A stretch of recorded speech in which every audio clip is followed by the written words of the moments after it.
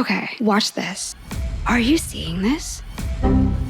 This isn't dinner. This is a whole life event. Today I'm making poutine, but not a normal poutine. This is a pulled pork chaos with mushrooms, jalapeños, roasted red peppers, and enough flavor intensity to basically count as therapy. So let's get into it. Yeah! First, grab a pork shoulder. A big one. Score both sides with a knife, about an inch deep. And yes, scoring is just a fancy way of saying stab it in a pretty pattern. Now we're gonna mix up our spice rub. Grab some thyme, onion powder, smoked paprika, chili powder, cayenne if you like spiciness, celery salt, a bit of brown sugar, and of course, salt and pepper. Then add my special garlic sauce, unless you're skipping it, in which case, fine. Just use garlic powder. I'm not your mom. If you do want to learn how to make my garlic sauce though, check out the first video I ever uploaded. Let's go ahead now and mix this spice concoction together. Next, we're gonna cover the critters with some gloves. Be quiet, you little shit. You can taste the meat after it. Your turn, sucker. Now we're gonna slather our meat with a binder of mustard and sriracha, which basically means we're giving this baby a spicy little moisturizer before its long, emotional journey. Then we're gonna pour on our seasoning mixture. Rub it in, yeah! Now let's wrap this fat boy up in some saran wrap. Or attempt to wrap it at least.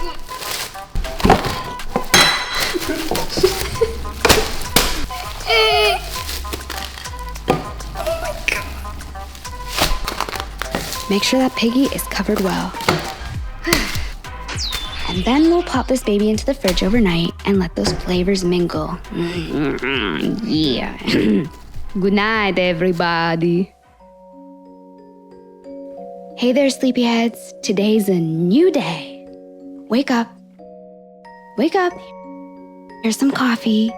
Let's get a move on. We're gonna preheat our oven to 250 degrees Fahrenheit. Yes, 250 degrees. We're low and slowing this piggy, not incinerating it. Take your meat out of the fridge and unwrap it. Look, it's evolved! This is what happens when you make things with love. Okay, we're gonna dice up some onions and toss them in the bottom of a Dutch oven. If you don't have one, use any oven-safe dish with a lid. Or if you don't have a lid, you can use some aluminum foil as one. I'm not here to gatekeep cookware. Now we'll lay this baby on top of the onions. Then pour in 1 cup of Coca-Cola and 1.5 cups of beer.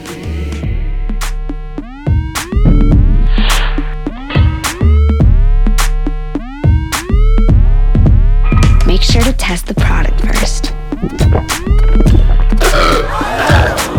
Yep, this'll do. You need a lead. And then add 2 teaspoons of liquid smoke. Liquid smoke is totally optional. Some people don't like it, but I personally do. Plus, it just adds some smokiness to the meat, which is great when you're cooking it in the oven and don't have a grill. We're gonna cover this whole thing with our lid. Again, you can use aluminum foil instead. And now we'll bake it for 6.5 hours. Yes, 6.5. Remember, the best things take time. Intermission. Hey.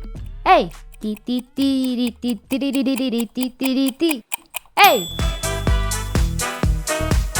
Alright guys, it's now been 6.5 hours, so now we're gonna baste it with the juices and throw it back in for another 1.5 hours without the lid on. Alright, now let's pull it out. If you feel like there's too much liquid, you can remove some and reserve it. I like to do this and add some of the extra liquid every time I reheat the pulled pork to keep it nice and moist.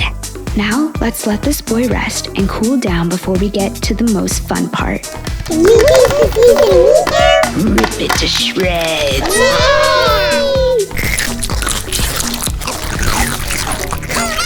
Now for a bit of barbecue sauce. Pick your favorite barbecue sauce or multiple. I'm using 2.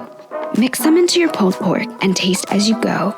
I like to make sure I don't put so much of the sauces in there that their flavors end up overpowering all the other flavors in the poutine. That's why I say taste as you go. Alright, Now we're moving on to the rest of this poutine recipe. Let's first take a look at the 3 main components of our poutine. We have our cheese curds, our fries, and our gravy.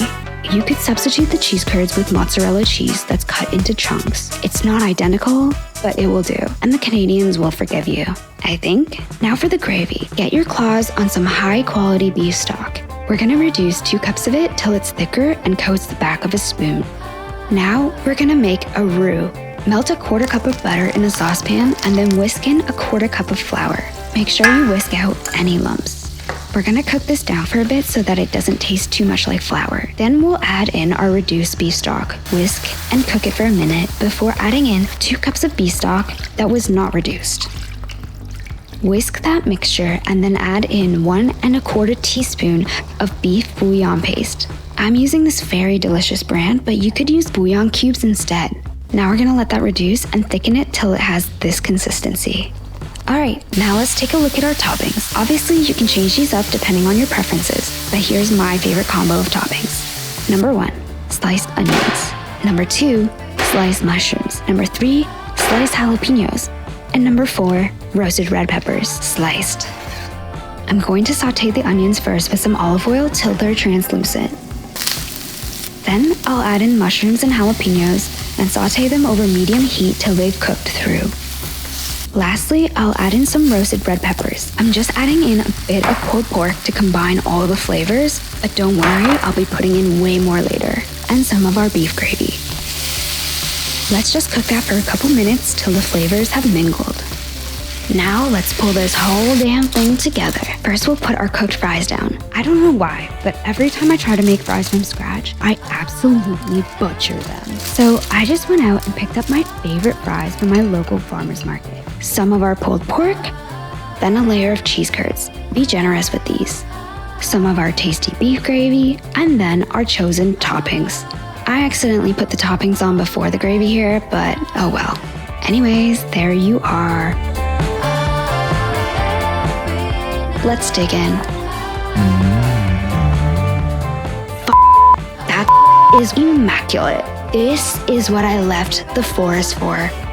Honestly, it's kind of unhinged, but it works like dangerously well. Anyways, thanks for hanging out with me today. Hope you enjoyed this one. Please subscribe and hit that little bell notification so you'll be notified every time I upload another one of these psychotic recipes. Okay, bye!